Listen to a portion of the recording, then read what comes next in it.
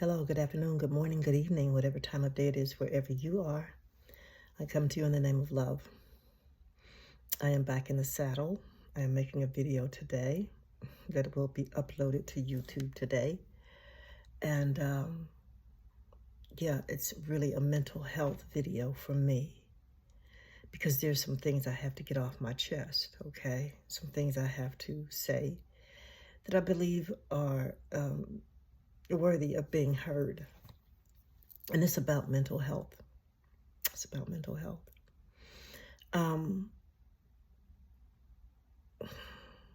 This year, in this month alone, and today is January 31st, 2025, I'm aware of some mental health tragedies that have happened in my community.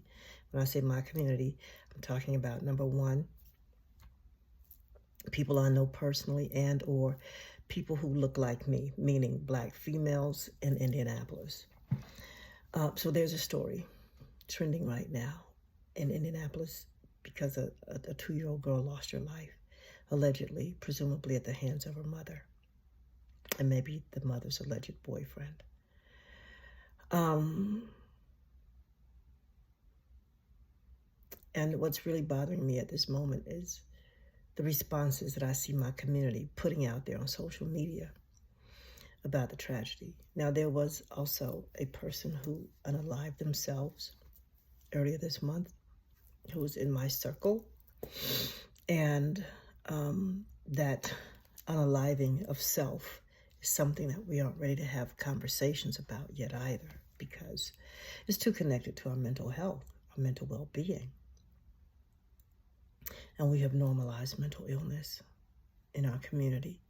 We've given it names like ratchet. I don't know what some of the more recent terms are. But yeah, when we see these aberrant behaviors of grandstanding and attention seeking and all these kinds of things, and it's definitely a ploy because everything has to be framed just so you see only what I want you to see, and outside the frame, life is a mess. It's a mess. Okay, this is not good mental health. We're normalizing it to the point that nobody has any right or business being in somebody else's business, being concerned about another person, calling a person, to come back to center. We can't do that. And especially if you're like me, if you're an elder, okay? Things like outdated come up in the conversation.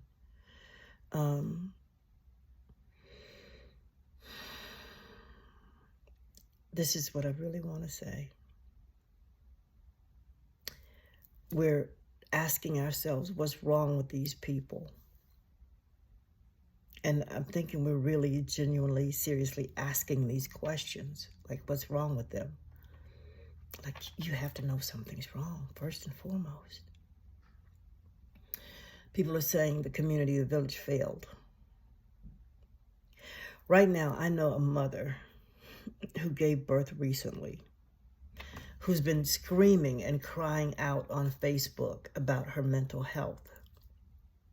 Like, she's having difficulty managing her home, her family, her business, and she's crying out about it.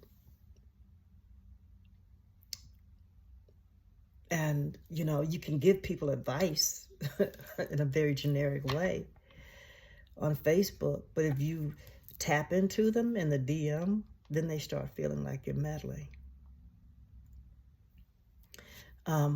There was a pregnant mom who cried out on Facebook this past summer, and I asked her, hey, where are your people? You're not alone in this. Call your people to come help you clean up or do whatever needs to be done. And then I also reached out to her and, her partner, so I could send them a Cash App. Nobody ever responded. I just wanted to support them that way because I couldn't be there physically, right? But they never responded. So I didn't keep pursuing. I don't pursue. I offer, I extend. And then if we don't connect, then I take it for what it is. We didn't connect. Well, there's a mother right now who's in her postpartum period. She's crying out. And she has a husband. And we'll assume she has a support system, right? We'll assume she has a support system. But she's crying out on Facebook, saying, I'm ready to just get rid of everything because the burden, the responsibility of housekeeping, homemaking is a bit much right now. This is how it shows up. But people don't want people in their business. So if you can't afford a maid service, okay, then what are you going to do? Well, let me tell you what we did back in the day, in the land before time, when I was a young dinosaur, when we didn't have baby showers and we didn't have gender reveals and we didn't have all of this stuff, but we lived in community. We had a village. And any time a family had a major life event, birth, death, wedding, the village came together to make that happen. So women would go to a pregnant woman's house and help take care of the house, especially as she got closer to delivery and especially after she had the baby. They took care of that woman so she could lay up. She didn't have to cook. She didn't have to do hair. She didn't have to do any of that. But now we want to have, images posted all over Facebook, all over social media of us having a maid come to clean up our house. Or some chef, food service, delivery, DoorDash, whatever, so we don't have to cook. And there is no investment from a community. Now, there are people like me who are willing to come to your house and cook and clean up. I have done this doula service for family members, okay? And I have done my oldest daughter came to me, called me one day and said, Mommy, this was some years ago. Can you come help me clean up? Because they know me. And I saw my daughter have a literal meltdown in the middle of the floor because the task of making order out of chaos was overwhelming to her. I didn't get it at the time, but I do get it now. With the neurodivergence that we have floating around in our community, because that's the word we're using for it now, right? The neurodivergence, I get it. ADHD and OCD put together, yeah, you have a hard time picking a starting place. Okay, well, we would do these things for each other. And if a woman just decided she wanted to casually visit another woman, they didn't just sit there and entertain each other all day. The visiting woman joined in the housekeeping tasks that had to be done. If we were sweeping, vacuuming, washing dishes, doing laundry, the visiting woman assisted with that. Because, number one, they had relationship. And number two, you don't just impose yourself on somebody else's day and not, add some value to it. Yeah, we'll sit here and snap beans, pick greens, peel potatoes, whatever we got to do, because you do have a family and they're going to eat this evening. So I'm not here to hold that up. Some of my mentees will tell you, and I'm going to end this video right here.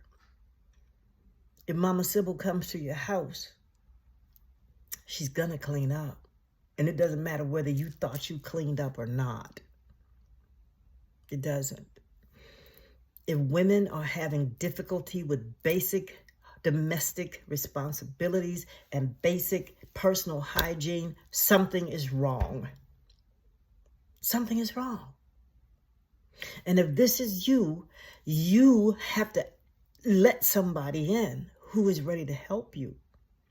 If you know someone like this, you have to be enough of a bully, okay? To say, hey, I'm coming to help you. I'm coming to help you. And one of the first things you can do as a woman is go and clean up her bathroom and draw her a tub of water so she can sit in it and soak while you attend to some other aspect of the house. But when you put her in a tub of water, don't just sit her in there with bubbles, because that's not good. Don't just sit her in naked tap water. That's not good. You want to get some baking soda, some borax. You get it on the laundry aisle. Some Epsom salt, vitamin C, bentonite clay. Excuse me, bentonite clay. Any of these things, if you have them. I'm not going to redo this video because I'm at the end. Bentonite clay. Mix these things together in equal proportions and just put a quarter cup, half cup, not a whole lot, in the tub and let her soak there for 20 minutes in water hot enough to sweat. Okay? I'll be back next time with the next video.